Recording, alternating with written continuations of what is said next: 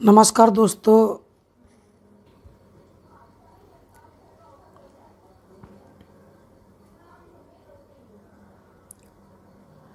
नमस्कार दोस्तों, आज हम आप लोगों के लिए लेकर के आए हैं पॉलिटी के वो सारे प्रश्न एक ही वीडियो में जो पूछे जाते हैं या पूछने की प्रबल संभावना है।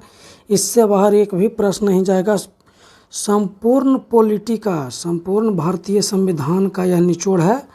तो चलिए देखते हैं। पहला प्रश्न कहता है, संविधान सभा की प्रथम बैठक कब हुई थी और कौन अस्थायी अध्यक्ष चुने गए थे? संविधान सभा की प्रथम बैठक 9 दिसंबर 1946 को हुई थी। डॉक्टर सच्चिदानंद सिन्हा सबसे बुजुर्ग व्यक्ति थे, अतः इसे अस्थायी अध्यक्ष नियुक्त किया गया था। डॉक्टर सच्चिदानंद सिन्हा को संविधान सभा की प्रथम बैठक के लिए 11 दिसंबर 1946 को किसे संविधान सभा का अस्थायी अध्यक्ष नियुक्त किया गया या निर्वाचित हुए? तो डॉक्टर राजेंद्र प्रसाद 11 दिसंबर को अस्थायी अध्यक्ष नियुक्त किए गए संविधान सभा के। अगला प्रश्न कहता है, जवाहरलाल नेहरू द्वारा उद्देश्य प्रस्ताव कब पेश किए गए थे? 13 दिसंबर 1946 ईस्वी को। 13 दिसंबर 1946 ईस्वी को जवाहरलाल नेहरू द्वारा उद्देश्य प्रस्ताव पेश किए गए थे। अगला प्रश्न है, पंडित जवाहरलाल नेहरू द्वारा प्रस्तावित उद्देश्य प्रस्ताव को संविधान सभा ने कब स्वीकार किया था? 22 जनवरी 1947 को। 22 जनवरी 1947 को संविधान सभा ने उद्देश्य प्रस्ताव को स्वीकार किया था। प्रारूप समिति का गठन कब किया गया था? 29 अगस्त 1947 को प्रारूप समिति का गठन किया गया था। 29 अगस्त 1947 को। भारत के विभाजन की घोषणा किस दिन हुई थी? 3 जून 1947 को भारत के विभाजन की घोषणा हुई थी। अगला प्रश्न कहता है, संविधान सभा ने भारत का संविधान कब पारित किया? 26 नवंबर 1939 को। संविधान सभा ने भारत का संविधान 26 नवंबर 1949 को पारित किया। 26 नवंबर 1949 तारीख याद रखिएगा। इस दिन संविधान सभा को पारित किया गया था। जो समय संविधान पारित हुआ था उस समय उसमें 22 भाग 395 अनुच्छेद और 8 अनुसूचियाँ थी। अगला क्वेश्चन है, प्रारूप समिति के अध्यक्ष के रूप में किसे चुना गया था? तो याद रखिएगा, डॉक्टर भीमराव अंबेडकर को प्रारूप समिति के अध्यक्ष के रूप में चुना गया था। अगला प्रश्न का था, संविधान सभा ने राष्ट्रीय ध्वज को कब अपनाया? संविधान सभा ने राष्ट्रीय ध्वज को कब अपनाया? 22 जुलाई 1947 को संविधान सभा ने राष्ट्रीय ध्वज को अपनाया। अगला प्रश्न कहता है, संविधान सभा ने राष्ट्रगान एवं राष्ट्रीय गीत को कब अपनाया? याद रखिएगा, 24 जनवरी 1950 ईस्वी को संविधान सभा ने राष्ट्रीय गान और राष्ट्रीय गीत को अपनाया। अगला प्रश्न कहता है, संविधान सभा ने 24 जनवरी 1950 ईस्वी को डॉक्टर राजेंद्र प्रसाद को भारत का राष्ट्रपति नियुक्त किया। भारत का राष्ट्रपति, प्रथम राष्ट्रपति डॉक्टर राजेंद्र प्रसाद को 24 जनवरी 1950 को चुना गया। अगला प्रश्न है, संविधान सभा द्वारा हाथी को प्रतीक चिन्ह के रूप में अपनाया गया था। संविधान सभा द्वारा हाथी को प्रतीक चिन्ह के रूप में अपनाया गया।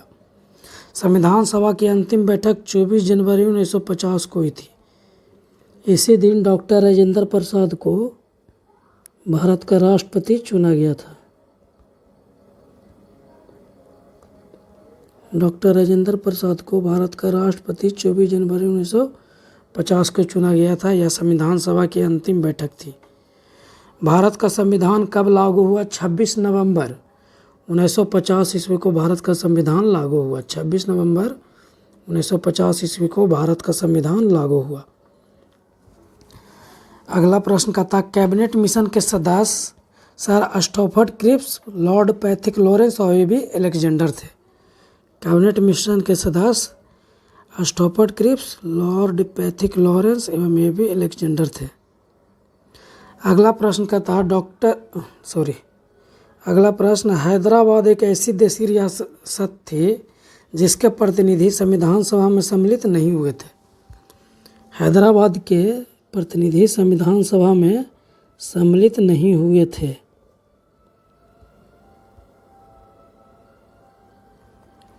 अगला प्रश्न कहता है संविधान सभा में महिला सदस्यों की संख्या कितनी थी? इसका सही आंसर हो जाएगा 15। संविधान सभा की प्रमुख समितियां और उसके अध्यक्ष। संविधान सभा में संचालन समिति के अध्यक्ष कौन थे? डॉक्टर राजेंद्र प्रसाद। संघीय संविधान समिति के अध्यक्ष कौन थे? पंडित जवाहरलाल नेहरू। प्रांतीय समिति के अध्यक्ष कौन थे? सरदार वल्लभ भाई पटेल। प्रारूप समिति के अध्यक्ष कौन थे? डॉक्टर भीमराव अंबेडकर थे प्रारूप समिति के अध्यक्ष। संघ शक्ति समिति के अध्यक्ष कौन थे? तो पंडित जवाहरलाल नेहरू थे संघ शक्ति समिति के अध्यक्ष। राष्ट्रीय ध्वज समिति के अध्यक्ष कौन थे? तो डॉक्टर राजेंद्र प्रसाद थे ध्वज समिति के अध्यक्ष। अगला है कैबिनेट मिशन की स्थापना 24 मार्च 1946 को हुई। कैबिनेट मिशन की स्थापना 24 मार्च 1946 को हुई। ब्रिटिश के प्रधानमंत्री इटली लेबर पार्टी के थे उस समय। ब्रिटेन के प्रधानमंत्री थे इटली। किस पार्टी से थे? लेबर पार्टी से थे। उद्देश्य था कैबिनेट मिशन का उद्देश्य था संविधान सभा का निर्माण करना। इसके अध्यक्ष थे पैथिक लॉरेंस। कैबिनेट मिशन के अध्यक्ष थे पैथिक लॉरेंस। इसके मेंबर थे 3 मेंबर थे। कितने मेंबर थे? 3 मेंबर थे। कौन कौन? Pethick Lawrence, A B Alexander, Stafford Cripps. अगला प्रश्न का था संविधान सभा की अंतिम बैठक 24 जनवरी 1950 को हुई थी।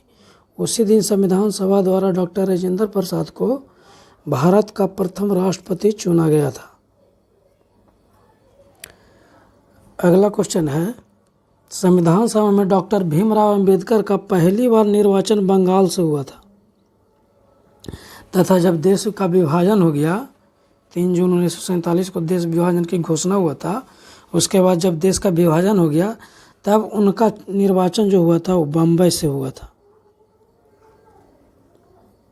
डॉक्टर भीमराव का अंबेडकर देश के विभाजन के बाद बम्बई से हुआ था। इन्हें भारत के संविधान के मुख्य वास्तुकार डॉक्टर भीमराव अंबेडकर को भारत के संविधान के मुख्य वास्तुकार एवं भारत के संविधान के जनक के रूप में जाना जाता है डॉक्टर भीमराव अंबेडकर को। वर्तमान समय में संविधान में 22 भाग 395 अनुच्छेद 12 अनुसूचियां हैं। वर्तमान में 22 भाग 395 अनुच्छेद और 12 अनुसूचियां हैं। अगला प्रश्न कहता है संविधान सभा ने 24 जनवरी 1950 को डॉक्टर राजेंद्र प्रसाद को भारत का राष्ट्रपति चुना था। संविधान सभा का सचिव किसे नियुक्त किया गया था? HBR अयंगर को संविधान सभा का सचिव नियुक्त किया गया था। HBR अयंगर को। अगला प्रस्तावना से संबंधित कुछ महत्वपूर्ण प्रश्न देख लेते हैं। चलिए पहला प्रश्न कहता है भारतीय संविधान में प्रस्तावना का विचार लिया गया है। भारतीय संविधान में प्रस्तावना का विचार लिया गया है अमेरिका के संविधान से। प्रस्तावना की भाषा को लिया गया है। प्रस्तावना की भाषा ऑस्ट्रेलिया के संविधान से लिया गया है। संविधान की कुंजी कहा जाता है। प्रस्तावना को संविधान का कुंजी कहा जाता है। प्रस्तावना के अनुसार संविधान की समस्त शक्तियों का केंद्र बिंदु अथवा स्रोत भारत के लोग ही हैं। अगला प्रश्न कहता है किस केस में यह निर्णय लिया गया कि प्रस्तावना संविधान का भाग नहीं है? वो केस कौन सा था? बीरूबाड़ी केस था जिसमें यह निर्णय लिया गया कि संविधान प्रस्तावना संविधान का भाग नहीं है। अगला प्रश्न है केशवानंद भारती बनाम केरल राज्यवाद में 1973 ईस्वी में प्रस्तावना को संविधान का अंग है में कहा गया कि प्रस्तावना संविधान का अंग है, इसमें संशोधन कर सकता है। केशवानंद भारती केस में प्रस्तावना संविधान का अंग है यह मान लिया गया और इसमें संशोधन हो सकता है। अगला क्वेश्चन है केशवानंद भारती केस में ही सर्वोच्च न्यायालय ने मूल ढांचा का सिद्धांत दिया तथा प्रस्तावना को संविधान का मूल ढांचा माना। अगला प्रश्न है 42वें संविधान संशोधन अधिनियम 1976 ईस्वी के द्वारा इसमें समाजवादी, पंथ निरपेक्ष और राष्ट्र की अखंडता शब्द जोड़े गए। अगला प्रश्न है इसके अंतर्गत संविधान में 10 मौलिक कर्तव्यों को जोड़ा गया था। 42वें संविधान संशोधन के अंतर्गत संविधान में 10 मौलिक कर्तव्यों को जोड़ा गया था। अगला क्वेश्चन है भारत के संविधान की प्रस्तावना में 5 प्रकार की स्वतंत्रता का उल्लेख है। विचार की स्वतंत्रता, विचार, अभिव्यक्ति, विश्वास, धर्म एवं उपासना की स्वतंत्रता का उल्लेख है और 2 प्रकार की समानता, प्रतिष्ठा एवं ईश्वर की समानता का उल्लेख है।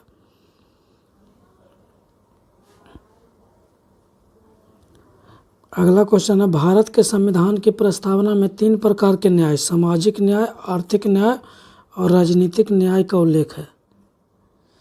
अगला प्रश्न कहता है भारत का संविधान विश्व का सबसे बड़ा लिखित संविधान एवं सर्वाधिक व्यापक संविधान है। यह अंशतः कठोर, अंशतः लचीला है।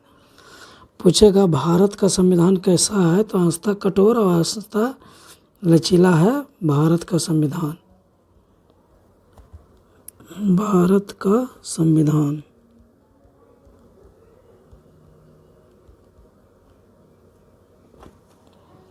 अगला क्वेश्चन कहता है लिखित संविधान की अवधारणा फ्रांस की देन है। लिखित संविधान की अवधारणा फ्रांस की देन है। प्रस्तावना में प्रयुक्त स्वतंत्रता, समानता एवं बंधुत्व शब्द फ्रांस की क्रांति से ही प्रेरित है। भारतीय राजनीतिक व्यवस्था में संविधान सर्वोच्च है। भारतीय राजनीतिक व्यवस्था में संविधान सर्वोच्च है, यानी संविधान की मान्यता सबसे ऊपर है। अगला प्रश्न कहता है भारत शासन अधिनियम 1935 वह दस्तावेज है जिसका भारतीय संविधान तैयार करने में गहरा प्रभाव पड़ा है। भारतीय संविधान पर सबसे गहरा प्रभाव भारत शासन अधिनियम 1935 का है। अगला प्रश्न कहता है भारत के संविधान में संघीय शासन शब्द का प्रयोग कहीं भी नहीं किया गया है। संविधान में भारत को राज्यों का संघ घोषित किया गया है। अगला प्रश्न कहता है भारतीय संविधान के विदेशी स्रोत। भारतीय संविधान के विदेशी स्रोत कहाँ कहाँ से हैं देखते हैं। प्रस्तावना, मौलिक अधिकार, राष्ट्रपति पर महाभियोग, संयुक्त राज्य अमेरिका के संविधान से लिया गया है। प्रस्तावना, मौलिक अधिकार और राष्ट्रपति पर महाभियोग संयुक्त राज्य अमेरिका के संविधान से लिया गया है। एकल नागरिकता का प्रावधान ब्रिटेन के संविधान से लिया गया है। विधि के शासन ब्रिटेन के संविधान से लिया गया है। संसदीय विशेषाधिकार ब्रिटेन के संविधान से लिया गया है। अगला प्रश्न कहता है नीति निर्देशक सिद्धांत आयरलैंड के संविधान से लिया गया है। राष्ट्रपति के निर्वाचन मंडल की प्रक्रिया भी आयरलैंड के संविधान से लिया गया है। अगला प्रश्न है प्रस्तावना की भाषा समवर्ती सूची। प्रस्तावना की भाषा समवर्ती सूची का प्रावधान, केंद्र एवं राज्यों के बीच शक्तियों का विभाजन, संसद के दोनों सदनों की संयुक्त बैठक ऑस्ट्रेलिया के संविधान से लिया गया है। अगला प्रश्न कहता है आपातकाल के प्रवर्तन के दौरान राष्ट्रपति को मौलिक अधिकार का संबंधी शक्तियाँ जर्मनी के संविधान से लिया गया है। आपातकाल के समय राष्ट्रपति को मौलिक अधिकार संबंधी शक्तियाँ जर्मनी के संविधान से लिया गया है। अगला प्रश्न कहता है राज्यपाल की नियुक्ति विषयक प्रक्रिया संघ एवं राज्यों के बीच शक्ति विभाजन कनाडा के संविधान से लिया गया है। कनाडा के संविधान से राज्यपाल की नियुक्ति प्रक्रिया संघ एवं राज्यों के बीच शक्ति का विभाजन कनाडा के संविधान से लिया गया है। संविधान संशोधन की प्रक्रिया का प्रावधान। संविधान संशोधन की प्रक्रिया का प्रावधान दक्षिण अफ्रीका के संविधान से लिया गया है। राज्यसभा के सदस्यों का निर्वाचन दक्षिण अफ्रीका के संविधान से लिया गया है। मौलिक कर्तव्यों का प्रावधान रूस के संविधान से लिया गया है। मौलिक कर्तव्यों का प्रावधान रूस के संविधान से लिया गया है। विधि द्वारा स्थापित प्रक्रिया जापान के संविधान से लिया गया है। विधि द्वारा स्थापित प्रक्रिया जापान के संविधान से लिया गया है। भारतीय संविधान पर सबसे अधिक प्रभाव भारतीय शासन अधिनियम 1935 का है। अगला है भारतीय संविधान की अनुसूचियाँ। मूल संविधान में 8 अनुसूची थी। वर्तमान में 12 अनुसूचियाँ हैं। कितनी है? वर्तमान में 12 अनुसूचियाँ हैं। प्रथम अनुसूची में इसमें भारतीय संघ के घटक राज्य 28 राज्य एवं 8 केंद्र शासित क्षेत्रों का उल्लेख है। अनुसूची नंबर 1 में संविधान के 69वें संशोधन के द्वारा दिल्ली को राष्ट्रीय राजधानी क्षेत्र का दर्जा दिया गया। आपसे क्वेश्चन पूछेगा, दिल्ली को राष्ट्रीय राजधानी क्षेत्र का दर्जा किस संविधान संशोधन के द्वारा दिया गया? तो 69वें संविधान संशोधन के द्वारा।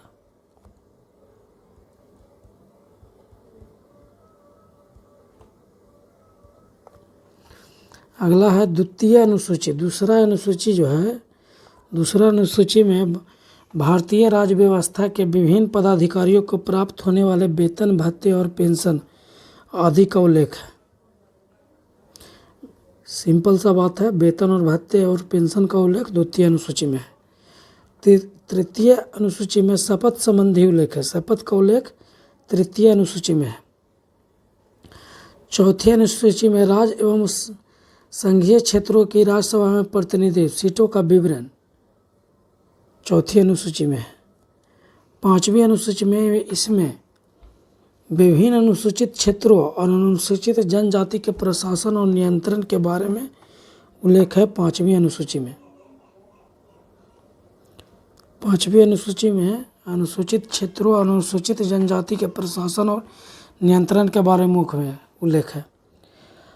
आठवीं अनुसूची में असम, मेघालय, त्रिपुरा और मिजोरम राज्यों के जनजाति क्षेत्रों के प्रशासन के बारे में प्रावधान है। छठी अनुसूची में सातवीं अनुसूची में केंद्र एवं राज्यों के बीच शक्तियों के बंटवारा है। इसमें संघ सूची, राज्य सूची और समवर्ती सूची का उल्लेख भी सातवीं अनुसूची में है। आठवीं अनुसूची में भाषाओं का उल्लेख है। भारत की 22 भाषाओं का उल्लेख आठवीं अनुसूची में है। यह मूल रूप से आठवीं अनुसूची में 14 भाषाएं थे। मूल रूप से आठवीं अनुसूची में 14 भाषाएं थे। 1967 ईस्वी में 21वां संविधान संशोधन हुआ। उसमें सिंधी भाषा को भारतीय संविधान में जोड़ा गया। 1992 ईस्वी में 71वां संविधान संशोधन हुआ। इसमें कोंकणी, मणिपुर और नेपाली भाषा को शामिल किया गया। 2003 ईस्वी में 52वां संविधान संशोधन हुआ। इसमें मैथिली, संताली, डोगरी एवं बोडो 8वीं अनुसूची में शामिल किया गया। इस प्रकार 8वीं अनुसूची में 22 भाषाएं हो गई। 9वीं अनुसूची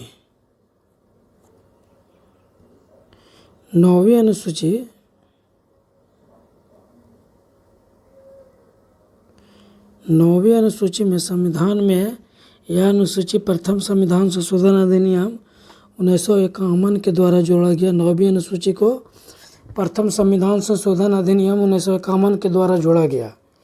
यह भूमि सुधार से संबंधित है। 9वीं अनुसूची भूमि सुधार से संबंधित है। वर्तमान में इस अनुसूची में 284 अधिनियम है। अगला प्रश्न कहता है 10वीं अनुसूची। 10वीं अनुसूची यह संविधान में 52वां संविधान संशोधन 1985 के द्वारा जोड़ा गया। यह दल बदल से संबंधित है। 10वीं अनुसूची दल बदल से संबंधित है। 11वीं अनुसूची 73वें संविधान संशोधन के द्वारा जोड़ा गया। 11वीं अनुसूची को 73वें संविधान संशोधन अधिनियम के द्वारा जोड़ा गया। पंचायती राज से संबंधित है 11वीं अनुसूची। पंचायती राज से संबंधित है 11वीं अनुसूची। 12वीं अनुसूची है, यह अनुसूची 74वें संविधान संशोधन 1993 के द्वारा जोड़ा गया। इसमें शहरी क्षेत्र के स्थानीय स्वशासन संस्थाओं को कार्य करने के लिए 18 विषय प्रदान किए गए हैं। अगला क्वेश्चन कहता है, देशी रियासतों को भारत में सम्मिलित करने के लिए सरदार वल्लभ भाई पटेल के नेतृत्व में रियासती मंत्रालय बनाया गया था। जूनागढ़ रियासत को जनमत संग्रह के आधार पर, हैदराबाद रियासत को पुलिस कार्रवाई के माध्यम से और जम्मू कश्मीर रियासत को बलय पत्र के पर हस्ताक्षर करके भारत में मिलाया गया था।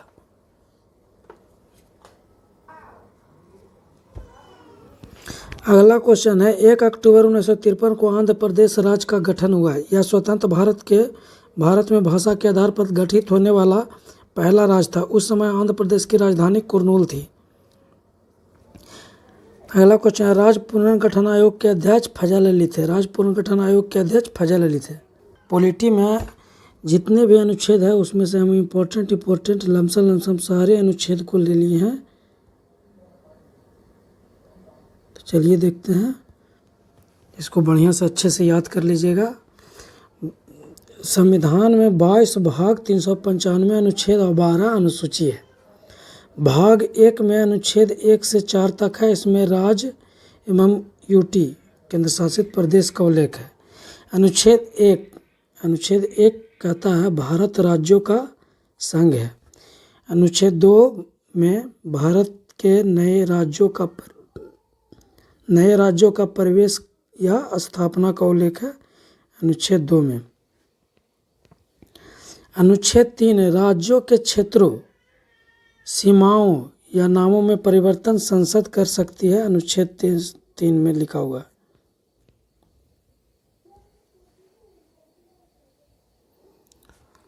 अगला है भाग 2 आर्टिकल नंबर 5 से 11 तक। इसमें भारतीय नागरिकता का उल्लेख है। भारत में एकल नागरिकता का प्रावधान है। अनुच्छेद 5 संविधान के प्रारंभ के समय नागरिकता। अनुच्छेद 5। भाग 3 आर्टिकल 12 से 35 तक मौलिक अधिकार संयुक्त राज्य अमेरिका के संविधान से लिया गया है। मौलिक अधिकार संविधान के भाग 3 को भारत का अधिकार पत्र कहा जाता है। इसे मूल अधिकारों का जन्मदाता भी कहा जाता है। मौलिक अधिकार, समता एवं समानता का अधिकार अनुच्छेद से 18 तक, स्वतंत्रता का अधिकार अनुच्छेद 19 से 22 तक, शोषण के विरुद्ध अधिकार 23 और 24 में, धार्मिक स्वतंत्रता का अधिकार अनुच्छेद 25 से 28 के बीच, संस्कृत और शिक्षा संबंधी अधिकार 29 से 30, असंवैधानिक उपचारों का अधिकार अनुच्छेद 32 में। मूल संविधान में 7 मौलिक अधिकार थे, लेकिन 44वें संविधान संशोधन 1978 के द्वारा संपत्ति के अधिकार को मौलिक अधिकार की सूची से हटाकर इसे संविधान के भाग 12 में अनुच्छेद 300 का के अंतर्गत कानूनी का अधिकार के रूप में रखा गया। अगला कहता है अनुच्छेद 14 विधि का शासन, विधि के समक्ष समानता या विधियों के समान संरक्षण का उल्लेख अनुच्छेद 14 में है। रूल ऑफ लॉ, विधि का शासन किसने दिया था? डाइसी ने दिया था विधि का शासन। अनुच्छेद 15 में धर्म, जाति, नस्ल, लिंग या जन्म स्थान के आधार पर भेदभाव का निषेध किया गया है अनुच्छेद 15 में। अवसर की समानता का उल्लेख है अनुच्छेद 16 में। अस्पृश्यता का अंत है अनुच्छेद 17 में। उपाधियों का अंत है अनुच्छेद 18 में। भारत सरकार द्वारा भारत रत्न, पद्म विभूषण, पद्म भूषण, पद्मश्री एवं सेना द्वारा परमवीर चक्र, महावीर चक्र, वीर चक्र आदि पुरस्कार अनुच्छेद 18 के तहत दिए जाते हैं। अगला प्रश्न कहता है अनुच्छेद 19 में विचार अभिव्यक्ति की स्वतंत्रता, बोलने या चुप रहने का अधिकार, प्रेस की स्वतंत्रता, शांतिपूर्ण बिना हथियार एकत्र होने की स्वतंत्रता, सभा करने के अधिकार अनुच्छेद 19 प्रदान करता है। अनुच्छेद 20 अपराधों के लिए दोष सिद्ध के संबंध में संरक्षण अनुच्छेद 20 में। अनुच्छेद 21 में प्राण एवं दैहिक स्वतंत्रता, जीवन और व्यक्तिगत स्वतंत्रता की सुरक्षा अनुच्छेद 21 में। अनुच्छेद 21 में शिक्षा का अधिकार है। 86वां संविधान संशोधन 2002 शिक्षा का अधिकार अनुच्छेद 21A।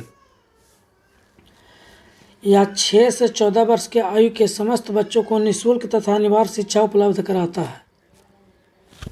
अनुच्छेद 23 बाल श्रम निषेध, बेगाल प्रथा पर रोक, मानव अंगों की तस्करी पर रोक अनुच्छेद 23 में इसका उल्लेख है। अनुच्छेद 24 में 14 वर्ष से कम आयु वाले बच्चों को कारखाना या खतरनाक स्थान पर कार्य करने पर रोक या प्रतिबंध अनुच्छेद 24 के तहत। अनुच्छेद 25 के तहत व्यक्तिगत धार्मिक स्वतंत्रता का अधिकार है। अनुच्छेद 25 के तहत अनुच्छेद 26 में धार्मिक संस्थाओं के संचालन के स्वतंत्रता। अनुच्छेद 27 में धर्म संबंधी कर नहीं लगेगा। अनुच्छेद 27 में लिखा हुआ है। अनुच्छेद 29 में लिखा हुआ अल्पसंख्यक वर्गों के हितों का संरक्षण। अनुच्छेद 29 में अल्पसंख्यकों को शिक्षा एवं संस्कृति संबंधी अधिकार। अनुच्छेद 29 में। अनुच्छेद 30 में अल्पसंख्यकों को अपने धर्म के प्रसार हेतु शिक्षण संस्थानों की स्थापना का अधिकार। अनुच्छेद 30 में है। अनुच्छेद 30 में अल्पसंख्यकों को अपने धर्म के प्रचार हेतु शिक्षण संस्थानों की स्थापना का अधिकार है। अनुच्छेद 32 में संवैधानिक उपचारों का अधिकार। अनुच्छेद 32 संवैधानिक उपचारों का अधिकार का उल्लेख है।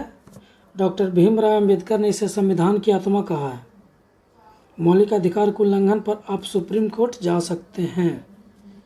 इसका वर्णन अनुच्छेद 32 में है।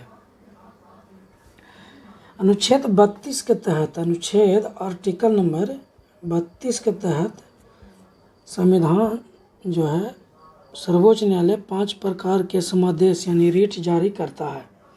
अनुच्छेद 32 के तहत सर्वोच्च न्यायालय 5 प्रकार के रिट या समादेश जारी करता है। पहला है बंदी प्रत्यक्षीकरण, दूसरा है परमादेश, तीसरा है प्रतिषेध लेख, चौथा है उत्प्रेषण, पांचवा है अधिकार परीक्षा। राज्य के नीति निर्देशक सिद्धांत भाग 4 में अनुच्छेद 36 से 51 तक इसका वर्णन किया गया है। भाग 4 में आर्टिकल नंबर 36 से 51 तक राज्य के नीति निर्देशक सिद्धांत का उल्लेख है। राज्य के नीति निर्देशक सिद्धांत का वर्णन संविधान के भाग 4 के अनुच्छेद 36 से 51 तक किया गया है।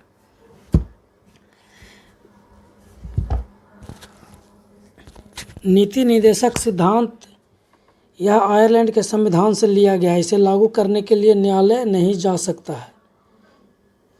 अनुच्छेद 37 में यह न्यायालय में परिवर्तन नहीं होता है। अनुच्छेद 37 यह न्यायालय में परिवर्तन नहीं है। अनुच्छेद 39 समान न्याय और निःशुल्क विधिक सहायता का उल्लेख अनुच्छेद 39 में है। अनुच्छेद 40 में ग्राम पंचायत के गठन का उल्लेख है। आर्टिकल नंबर 44 यानी 44 में नागरिकों के लिए एक समान सिविल संहिता, समान नागरिक संहिता का उल्लेख आर्टिकल 44 में है। आर्टिकल 47 में पोषण का अधिकार है। आर्टिकल 48 में कृषि एवं पशुपालन का संबंध है। अनुच्छेद 48 के क्रम में पर्यावरण का संरक्षण एवं संवर्धन एवं वन जीवों की रक्षा का उल्लेख है। अनुच्छेद 48 के क्रम में अनुच्छेद 49 में राष्ट्रीय महत्व के स्मारकों, स्थानों एवं वस्तुओं का संरक्षण है। अनुच्छेद 50 में कार्यपालिका एवं न्यायपालिका का पृथक्करण या शक्तियों का बंटवारा है। अनुच्छेद 51 में अंतर्राष्ट्रीय शांति और सुरक्षा बढ़ावा देना है भारत का विदेश नीति। अनुच्छेद 51 में अनुच्छेद 51 के ए में मौलिक कर्तव्य रूस के संविधान से लिया गया है। सरदार स्वर्ण सिंह समिति के सिपाही 42वां संविधान संशोधन के द्वारा 10 मौलिक कर्तव्यों को संविधान में जोड़ा गया। मौलिक कर्तव्यों को भाग 4 के क में अनुच्छेद 51 के तहत रखा गया। वर्तमान में 11 मौलिक कर्तव्य है। 11वां मौलिक कर्तव्य 86वां संविधान संशोधन 2002 के द्वारा शामिल हुआ। यह शिक्षा से संबंधित है। अनुच्छेद 52 में भारत का एक राष्ट्रपति होगा। अनुच्छेद 53 में राष्ट्रपति में कार्यपालिका शक्तियाँ निहित होगी। अनुच्छेद 54 में राष्ट्रपति के निर्वाचन के लिए निर्वाचन मंडल की व्यवस्था अनुच्छेद 54 में है। अनुच्छेद 55 में राष्ट्रपति की निर्वाचन प्रक्रिया समानुपातिक प्रतिनिधित्व प्रणाली और एकल संक्रमणीय मध्यपति के द्वारा होता है।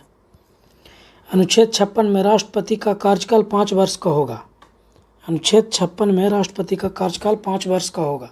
अनुच्छेद 57 में पुनः निर्वाचन री इलेक्शन होगा। अनुच्छेद 58 में राष्ट्रपति के लिए योग्यता का उल्लेख अनुच्छेद 58 में है। अनुच्छेद 59 में राष्ट्रपति पद की शर्तें हैं। अनुच्छेद 60 में राष्ट्रपति के शपथ है। अनुच्छेद 61 में राष्ट्रपति पर महाभियोग है। इसमें कुल बहुमत 2/3 होना चाहिए।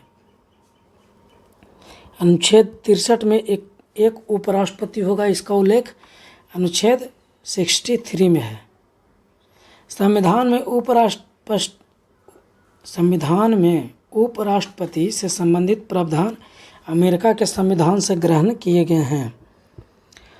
भारत का उपराष्ट्रपति राज्यसभा का पदेन सभापति होता है, लेकिन उपराष्ट्रपति राज्यसभा का सदस्य नहीं होता। आर्टिकल नंबर 66 यानी 66 में उपराष्ट्रपति के निर्वाचन का उल्लेख है। उपराष्ट्रपति का चुनाव आनुपातिक प्रतिनिधित्व प्रणाली के अनुसार एकल संक्रमणीय मध्यपति के माध्यम से होता है। अनुच्छेद 72 क्षमादान की शक्ति राष्ट्रपति के पास। अनुच्छेद 72 में के तहत क्षमादान की शक्ति राष्ट्रपति के पास है। डॉक्टर राजेंद्र प्रसाद भारत के प्रथम राष्ट्रपति थे। वे लगातार 2 बार राष्ट्रपति रह चुके हैं।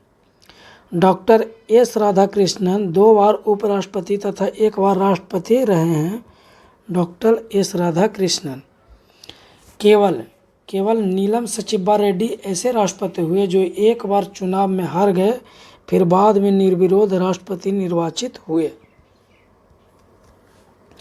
अनुच्छेद 74 राष्ट्रपति के कार्यों के संपादन व सलाह हेतु एक मंत्रिपरिषद होगी, जिसका प्रधान प्रधानमंत्री होगा। इसका उल्लेख अनुच्छेद 74 में है।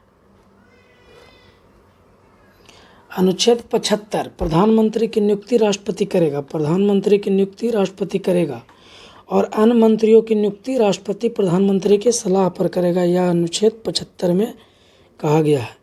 अनुच्छेद 76 भारत का एक महान्यायवादी होगा। यह अनुच्छेद 76 में इसका उल्लेख है। भारत के महान्यायवादी की नियुक्ति राष्ट्रपति करता है। भारत के महान्यायवादी की नियुक्ति राष्ट्रपति करता है। भारत का महान्यायवादी राष्ट्रपति के प्रसाद पर्यंत अपने पद पर रहता है। भारत का महान्यायवादी संयुक्त अधिवेशन ज्वाइंट सिटिंग में भाग लेगा पर मत नहीं देगा। अनुच्छेद 78 प्रधानमंत्री के संवैधानिक कर्तव्यों का उल्लेख है। अनुच्छेद 78 में आर्टिकल नंबर 78 में प्रधानमंत्री के संवैधानिक कर्तव्यों का उल्लेख है। प्रधानमंत्री राष्ट्रपति एवं मंत्रिपरिषद के बीच संबंधों का उल्लेख है। अनुच्छेद 79 आर्टिकल नंबर इसमें संसद का उल्लेख है। अनुच्छेद 80 में राज्यसभा का उल्लेख है। यह राज्यसभा उच्च सदन होता है। राज्यसभा सदस्यों की अधिकतम से अधिकतम संख्या 250 हो सकती है। वर्तमान समय में यह संख्या 245 है। इसमें 12 सदस्य राष्ट्रपति द्वारा मनोनीत किए जाते हैं।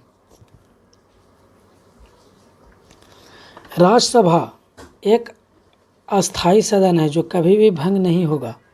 इसके सदस्यों का कार्यकाल 6 वर्षों का होता है। इसके 1/3 सदस्य प्रति 2 वर्ष बाद सेवानिवृत्त होते हैं। अनुच्छेद 81 में लोकसभा का उल्लेख है।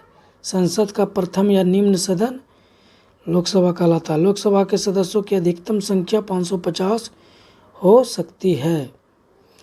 नोट 104वां संविधान संशोधन अधिनियम 2020 लोकसभा और राज्यसभा में आंग्ल भारतीय की सीट के आरक्षण को समाप्त कर दिया गया 104वां संविधान संशोधन के द्वारा। 108 अनुच्छेद में कहा गया है संयुक्त अधिवेशन ज्वाइंट सिटिंग का उल्लेख अनुच्छेद नंबर 108 में है। ज्वाइंट सिटिंग राष्ट्रपति बुलाता है, लोकसभा का स्पीकर ज्वाइंट सिटिंग का अध्यक्ष होता है।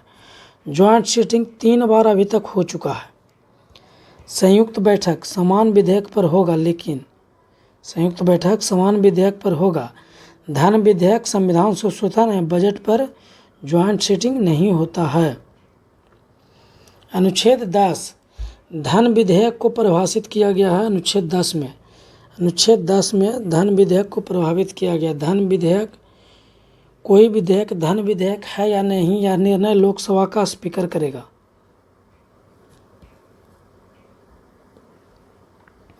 प्रथम लोकसभा अध्यक्ष जीवी मावलंकर एवं उपाध्यक्ष अनंत शयनम थे। अनुच्छेद 12 में वार्षिक वित्तीय विवरण अनुच्छेद 12 में वार्षिक वित्तीय विवरण का उल्लेख है, बजट का उल्लेख जिसे कह सकते हैं। लेकिन आप लोग ध्यान रखिएगा, संविधान में बजट का उल्लेख, बजट शब्द का उल्लेख कहीं पर भी नहीं है। बजट की जगह पर वार्षिक वित्तीय विवरण का उल्लेख है। बजट की जगह पर वार्षिक वित्तीय विवरण का उल्लेख है। आर्टिकल नंबर 112 में वित्तीय विवरण, बजट का उल्लेख संविधान में बजट शब्द का उल्लेख नहीं है। अनुच्छेद 123 राष्ट्रपति का अध्यादेश। अनुच्छेद 124 सर्वोच्च न्यायालय का उल्लेख अनुच्छेद 124 में है। कितने जज हो गए? नियुक्ति कार्यकाल। सर्वोच्च न्यायालय के गठन हेतु प्रावधान अनुच्छेद 124 में है। सर्वोच्च न्यायालय के समस्त न्यायाधीशों की नियुक्ति राष्ट्रपति के द्वारा होती है।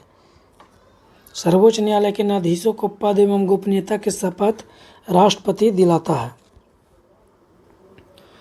अनुच्छेद 129 सर्वोच्च न्यायालय एक अभिलेख न्यायालय है। सर्वोच्च न्यायालय एक अभिलेख न्यायालय है। अनुच्छेद 43 राष्ट्रपति कभी भी न्यायालय से सलाह ले सकता है, इसका उल्लेख अनुच्छेद 143 में है।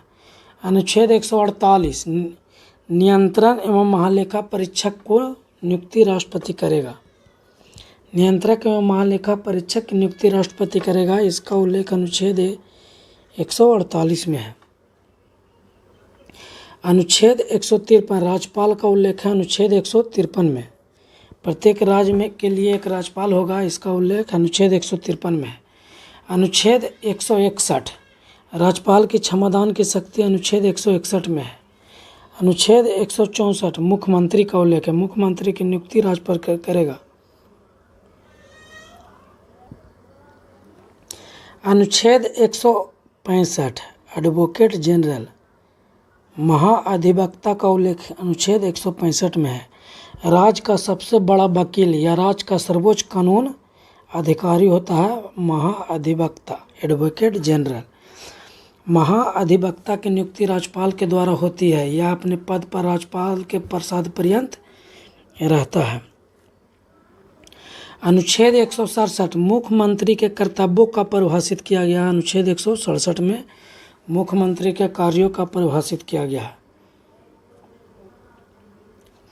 अनुच्छेद 169 विधान परिषद का गठन अथवा विघटन का उल्लेख है अनुच्छेद 169 में। अनुच्छेद 171 विधान परिषद की संरचना का उल्लेख है अनुच्छेद 171 में। विधान परिषद एक अस्थायी निकाय है। विधान परिषद यानी एमएलसी के सदस्यों का कार्यकाल 6 साल का होता है, जिसमें 1/3 सदस्य हर 2 वर्ष में सेवानिवृत्त होते हैं। अनुच्छेद 213 राज्यपाल का उद्देश्य। राज्यपाल का अध्यादेश अनुच्छेद 213 में है। अनुच्छेद 214 में प्रत्येक राज्य के लिए एक उच्च न्यायालय होगा, इसका उल्लेख है अनुच्छेद 214 में। वर्तमान में 25 उच्च न्यायालय हैं। उच्च न्यायालय का प्रत्येक न्यायाधीश 62 वर्ष की आयु तक पद धारण कर सकता है। अनुच्छेद 215 उच्च न्यायालय एक अभिलेख न्यायालय है, इसका उल्लेख अनुच्छेद 215 में है। अनुच्छेद 226 उच्च न्यायालय 6 प्रकार के रीट जारी कर सकता है। मूल अधिकारों के परिवर्तन के लिए उच्च न्यायालय को लेख जारी की शक्तियाँ। मूल अधिकारों के परिवर्तन के लिए उच्च न्यायालय को लेख अधिकारी के शक्तियाँ यानी रीट जारी करने की शक्तियाँ हैं। उच्च न्यायालय को मूल अधिकारों के परिवर्तन हेतु अनुच्छेद 226 के तहत। अनुच्छेद 239 में केंद्र शासित प्रदेशों का प्रशासन राष्ट्रपति के द्वारा होगा, इसका उल्लेख अनुच्छेद 239 में है। अनुच्छेद 243 में पंचायती राज का उल्लेख है। पंचायती राज का उल्लेख अनुच्छेद 243 में है। पंचायत नगर पालिका का गठन, संरक्षण, आरक्षण, शक्तियाँ, उत्तरदायित्व संबंधित प्रावधान अनुच्छेद 243 में है। अनुच्छेद 248 विधि निर्माण संबंधी शक्तियाँ संसद में निहित है, अनुच्छेद 248 में। अनुच्छेद 263 में अंतर्राज्यीय परिषद का गठन, अनुच्छेद 263 में। अनुच्छेद 266 में संचित निधि का उल्लेख किया गया है, अनुच्छेद 266 में। अनुच्छेद 267 में आकस्मिक निधि का उल्लेख किया गया है। अनुच्छेद 280 में वित्त आयोग का गठन किया गया है, अनुच्छेद 280 में। अनुच्छेद 300A आर्टिकल नंबर 300A में संपत्ति के अधिकार का उल्लेख किया गया है। 44वें संविधान संशोधन 1978 द्वारा संपत्ति के अधिकार को मौलिक अधिकार की सूची से हटा दिया गया है। अनुच्छेद 300A में इसे संविधान के भाग 12 में अनुच्छेद 300 के तहत कानूनी अधिकार बना दिया गया। अनुच्छेद 312 में अखिल भारतीय सेवा का उल्लेख अनुच्छेद 312 में है। अनुच्छेद 315 लोक सेवा आयोग का उल्लेख है, अनुच्छेद 315 में। अनुच्छेद 324 निर्वाचन चुनाव आयोग का गठन अनुच्छेद 324 में है। इसका कार्यकाल 6 वर्ष या 65 वर्ष ऑप्शन के हिसाब से मरिएगा। निर्वाचन आयोग या चुनाव आयोग की स्थापना 24 जनवरी 1950 को हुआ है। पहले मुख्य निर्वाचन आयुक्त सुकुमार सेन है। अनुच्छेद 330 लोकसभा में अनुसूचित जातियों एवं अनुसूचित जनजातियों के आरक्षण का उल्लेख अनुच्छेद 330 में है। अनुच्छेद 332 विधानसभा में अनुसूचित जातियों एवं अनुसूचित जनजातियों के लिए आरक्षण। अनुच्छेद 338 राष्ट्रीय अनुसूचित जाति आयोग का उल्लेख अनुच्छेद 338 में है। अनुच्छेद 338A में राष्ट्रीय अनुसूचित जनजाति आयोग का उल्लेख है। अनुच्छेद 338B में राष्ट्रीय पिछड़ा वर्ग आयोग का उल्लेख है। अनुच्छेद 343 में राज्य भाषा का उल्लेख है, अनुच्छेद 343 में। अनुच्छेद 350 के क में प्राथमिक स्तर पर मातृभाषा में शिक्षा देना, इसका उल्लेख है अनुच्छेद 350 के क में। अनुच्छेद 351 है हिंदी को प्रोत्साहित देना, अनुच्छेद 351 का उल्लेख है हिंदी को प्रोत्साहित देना। अगला क्वेश्चन है आपातकाल से संबंधित उपबंध भारतीय संविधान के भाग 18 के अनुच्छेद 352 से 360 के अंतर्गत मिलता है।